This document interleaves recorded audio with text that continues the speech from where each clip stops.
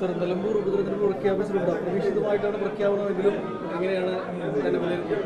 അപ്രതീക്ഷയൊന്നുമല്ല. Nilambur election നടക്കുമെന്നുള്ള ഞങ്ങൾക്കൊക്കെ പ്രതീക്ഷ ഉണ്ടായിരുന്നു. പിന്നെ അതിനിടയിൽ യുദ്ധം വന്നതുകൊണ്ട് മാത്രമാണ് ചെറിയൊരു ആശങ്ക ഉണ്ടായത്. തെരഞ്ഞെടുപ്പിൽ ഐക്യ ജനാധിപത്യ കക്ഷി നിർത്തിയിരിക്കുന്ന സ്ഥാനാർത്ഥി പ്രിയപ്പെട്ട ആര്യാടൻ ഷൗക്കത്ത് വൻപിച്ച വോട്ടിൻ്റെ ഭൂരിപക്ഷത്തോട് വിജയിക്കാൻ പോവുകയാണ്.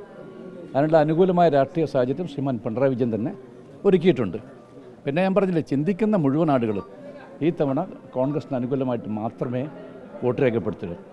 വരാൻ പോകുന്ന ലോക്കൽ ബോഡി തെരഞ്ഞെടുപ്പിൻ്റെയും വരാൻ പോകുന്ന നമ്മുടെ നിയമസഭാ തെരഞ്ഞെടുപ്പിൻ്റെയും ഒരു കേളിക്കൊട്ടാണ് ഈ തെരഞ്ഞെടുപ്പ്. ഇത് മിസ്റ്റർ പിണറായി വിജയൻ്റെ വോട്ടർ ലോ ആയിരിക്കും. ഇന്നലെ അടക്കം പറഞ്ഞത് ആരുടെ ഷൗക്കത്തിനെതിരെ അടക്കം പറഞ്ഞിട്ടുള്ള ആരോപണങ്ങളൊക്കെ അതൊരു ക്ഷീണമാവില്ലേ?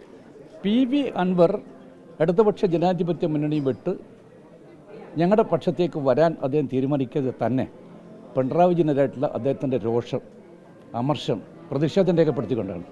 പിണറായിസം അവസാനിപ്പിക്കും, അതുപോലെ മരുമകനിസം അവസാനിപ്പിക്കുന്നതാണ് അദ്ദേഹം പറഞ്ഞത്.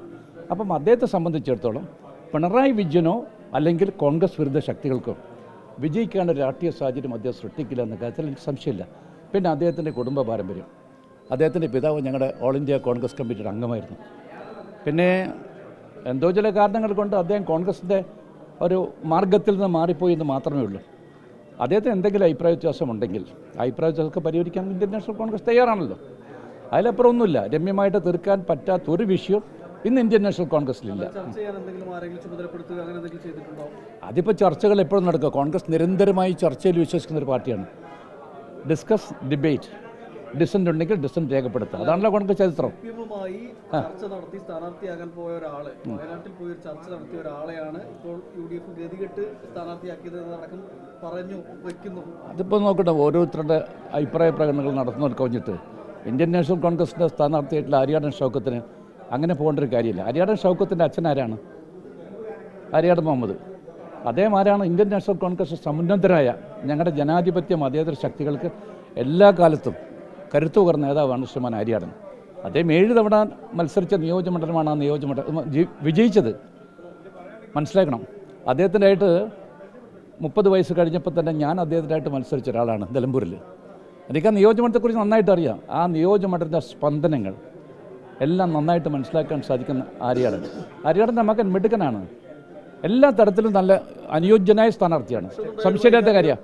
പിന്നെ മിസ്റ്റർ ജോയ് ആണെങ്കിൽ ഇന്ത്യൻ നാഷണൽ കോൺഗ്രസിൻ്റെ സമീപകാലത്ത് ഒരു ജില്ലാ കോൺഗ്രസ് കമ്മിറ്റി അധ്യക്ഷൻ ശ്രീമാൻ പ്രവീണിനെ കുറിച്ച് പറഞ്ഞ പോലെ തന്നെ മിടുക്കനായ ജില്ലാ കോൺഗ്രസ് കമ്മിറ്റി അധ്യക്ഷനാണ്. അയാൾക്ക് തീർന്നില്ല.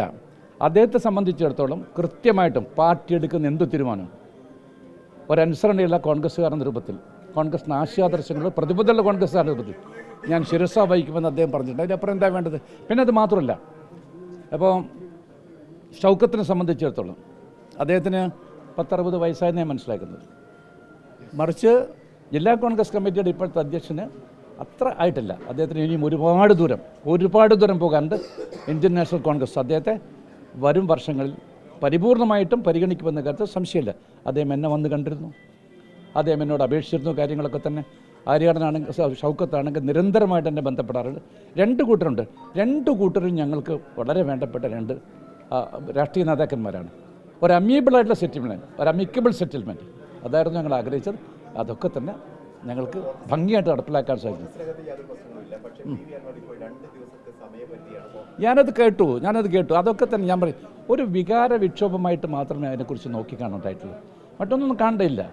മറ്റു കാര്യങ്ങളൊക്കെ തന്നെ സെറ്റിൽ ചെയ്യും കേട്ടോ. ശാന്തമായിട്ട് ഇലക്ഷൻ നടക്കും. അവിടെ ഞാൻ വീണ്ടും പറയുന്നു, മിസ്റ്റർ പിണറായി വിജയൻ്റെ വോട്ടറിലും ആയിരിക്കും ആ യുദ്ധം, ഈ പോരാട്ടം. അല്ല, അതൊക്കെ തന്നെ സമഗ്രമായിട്ട് ചിന്തിക്കേണ്ട കാര്യമില്ലേ? അതൊക്കെ തന്നെ അങ്ങനെ ഇപ്പോൾ ഓവർനൈറ്റ് തീരുമാനിക്കണം എന്ന് പറഞ്ഞാൽ പ്രയാസമല്ലേ? ഘടകകക്ഷികളുമായിട്ട് സംസാരിക്കണം, അഖിലേന്ത്യാ കോൺഗ്രസ് കമ്മിറ്റിയുമായി സംസാരിക്കണം, തൃണമൂൽ കോൺഗ്രസും തമ്മിൽ അഖിലേന്ത്യാ തല ബന്ധത്തെക്കുറിച്ച് ഒത്തിരി കാര്യങ്ങളുണ്ട്. ഓൾ ഓൺ എ സഡൻ വന്നിട്ട് എനിക്ക് ഘടകകക്ഷിയാകണമെന്ന് പറഞ്ഞാൽ അദ്ദേഹത്തിന് മനസ്സിലാക്കണ്ടേ? പ്രായോഗികമായിട്ട് ബുദ്ധിമുട്ടുണ്ട്. കാര്യങ്ങൾ മനസ്സിലാക്കണം. അദ്ദേഹം മനസ്സിലാക്കുമെന്നാണ് എനിക്ക് തോന്നുന്നത്. മനസ്സിലാക്കുമെന്ന് ഞാൻ വിശ്വസിക്കുന്നു. ഓക്കെ.